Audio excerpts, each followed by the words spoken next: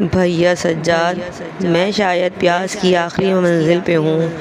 मेरी हड्डियों ने गोश्त छोड़ दिया है और मैं अनकरीब अपने बाबा के पास जाने वाली हूँ। दे के कुर्ते का कफन बच्ची दफनाई गई।